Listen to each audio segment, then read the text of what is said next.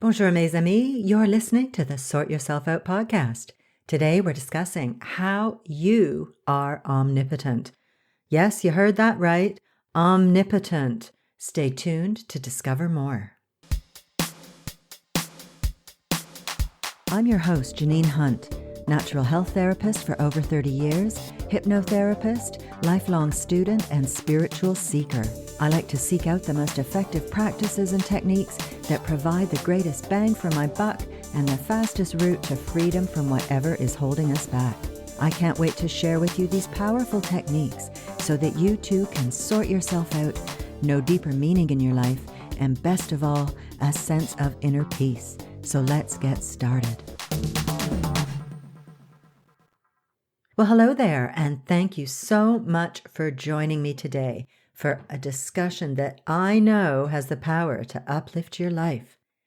Now, admit it. Did you see the title of this week's podcast, You Are Omnipotent, and think, yeah, right, Janine, I can barely keep up with all the crap that life is flinging at me, so how can I be omnipotent? And I know what you mean, because many of us feel powerless, or like we're buffeted around by the seemingly random shit that happens. We're all familiar with that modern-day piece of wisdom that shit happens, and I am not trying to say that we have ultimate control over all that shows up in our lives, but there is one area where we do have control, where we are omnipotent, and that is how we choose to think about all that is going on. And how we think about things will be reflected in how we react to people and circumstances and events. All of that is entirely up to us. However, for many of us, that will involve raising our awareness and achieving a level of mindfulness to become aware of what's going on betwixt our ears. Without that awareness, we're at the mercy of our programming and conditioning. And what is that? Basically, it's how we've been brainwashed. It's all the ideas about ourselves and about life that we absorbed as children and that have become a part of the operating system that is the subconscious mind. So we grow up believing certain things about the world and about our potential. Someone who grew up hearing their parents say, "Everyone is out to get you. You've got to look out for number one," is going to have a very different worldview from someone who heard, "People are always helpful and kind." But it doesn't stop there, and this is where it gets serious, because we experience in life what our brainwashing leads us to expect. Expect that life is hard and that there's always a calamity around the corner just waiting to screw you over, and that's what you're going to experience in life. Because thoughts are creative energy that attract experiences to you. You may have heard that phrase, "I'll believe it when I see it," but that is not how things work. It's actually the other way around. We see the world according to our beliefs. And because we get more of what we focus on, we get stuck in this self-fulfilling prophecy where if we believe that everyone is out to get me, then we attract experiences that conform to this belief. And then these experiences confirm to us that everyone is indeed out to get me. But you know what? The universe is impartial. It is neutral. It will always provide us with people and circumstances that match our beliefs, for good or for ill. It reflects back to us what we believe. And this is how we can know that we need to take charge of the thoughts and beliefs we hold, even if we're not consciously aware of what they are. And that is by looking at the quality of the experiences in our life. So if you're experiencing endless strife and unpleasant people and circumstances, then you can be sure that you've got some work to do on your belief system. Now, here's a little paradox to consider. The universe or life or whatever you want to call it confirms to us that our beliefs are true. They are true for us because the impartial universe provides us with experiences that match our beliefs. But in the greater sense, our beliefs are not necessarily true. They are merely the programming we received as children from others who were mere flawed individuals doing the best they could in accordance to their own beliefs that they received from their parents and from society at large. Louise Hay said in You Can Heal Your Life, "What we think about ourselves becomes the truth for us. I believe that everyone, myself included, is responsible for everything in our lives, the best and the worst. Every thought we think is creating our future. Each one of us creates our experiences by our thoughts and feelings. The thoughts we think and the words we speak create our experiences. We create the situations, and then we give our power away by blaming the other person for our frustration. No person, no place, and no thing has any power over us, for we are the only thinkers in our mind. When we create peace and harmony and balance in our mind, we will find it in our lives." Unquote. So we need to accept responsibility for our lives. The ageless wisdom teaches that as we step onto the spiritual path, that we are self-taught. It is up to us to seek out the ways that we can uplift ourselves, transmute our negative or unhelpful or untrue assumptions and beliefs and states of being, such as all that negative programming that we received that drags us down and holds us back from achieving our potential, and ultimately become people who, through our own healing process in our own lives, become agents of healing in the world. As I'm always saying, our own well-being radiates out and uplifts everyone we contact, everyone we meet. So this is where the 3 phases of transformation come in. I've talked about this a lot in my first few podcasts, so you might want to go listen to episodes 2, 3, 4, and 5 for an in-depth discussion of the 3 phases. But I'll give you a quick recap here about what the 3 phases of transformation are, so you can see how to become omnipotent in terms of mastering your thought processes. Phase number 1, raise your awareness. This phase involves us becoming aware of what is going on in the subconscious mind. Because believe me, as I discovered when I quit drinking, it can be an unholy mess in there. Until you shine a light on all the crap that's going on in there, you are at its mercy and it will be a major source of self-sabotage. Phase number 2 is liberate yourself. This phase is all about liberating ourselves from the unhelpful ideas and untrue suppositions and limiting beliefs that we discover lurking in our subconscious minds, blocking our success and aspirations. And phase number 3, reprogram your mind. In this phase, we reprogram our minds at the subconscious level with the beliefs that facilitate lasting change. There are 2 important aspects to this phase. 1, we choose the beliefs, the helpful, nourishing, and progressive beliefs that we are going to install in our minds. And 2, we use techniques and practices that allow us to install the beliefs at the subconscious level where they will be accepted. This makes a huge difference to trying to install a belief from a conscious level. So those are the 3 phases of transformation. They are all about making the unconscious conscious, freeing ourselves from our hindrances, and then consciously choosing and installing at a deep level the beliefs that will uplift our being and, as Louise Hay said, create peace and harmony and balance in our minds.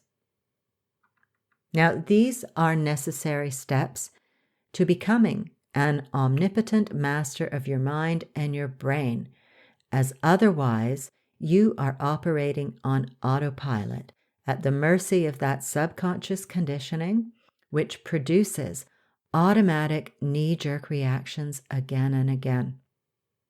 Effectively, when you do not take responsibility for sorting yourself out in this way, you are practicing mindlessness. Let me say that again. You are practicing mindlessness, not mindfulness. And we don't want to be mindless. No, we don't. So this leads us to a related area where we can become omnipotent, and that is in how we react to the people and circumstances in our lives. Now, ideally, we don't even use the word react because, as it suggests, we are reacting. We are repeating a certain response to a stimulus. What we want to do is to have a fresh mind where when someone presses our buttons like they have a zillion times in the past, instead of descending into the same pattern or argument that we always do, we are able to pause and observe that habitual knee-jerk reaction arise, and then, ta-da, choose to respond differently, more wisely, less emotionally. We step out of the same old patterns of behavior we've been trotting out for years, or maybe even decades, and create a shift where we can dispassionately observe not only what is taking place in the exterior environment, but also what is welling up in our own interior environment, in our thoughts and emotions, and then consciously choose our actions. This is known in the ageless wisdom as cultivating the attitude of the detached observer. Even though the same old habitual feelings and reactions may rise up instantaneously within you, you are no longer merely the experiencer when you become the observer. You quickly observe the feelings and reactions arising and create a moment of space where you allow something new, something higher, an unbiased response to what is really at hand, rather than a reaction that may be based on a coping mechanism that you developed when you were 5 years old. And this is true freedom. This is your power of omnipotence. This puts you in touch with the truth of what is actually unfolding in your relationship with another or within a circumstance. You are able to disrupt a current of energy that has been operating within you for ages. You interpret it afresh. You uplift it to a higher level. And guess what? The people around you will recognize this power within you. They might be a little bewildered at first, as you no longer rise to the bait like you've been doing for 20 years, but they will thank you in the end because you have just created a healing that releases them as well as you from a long-standing cycle of behavior and possibly codependence. It is truly a healing taking place.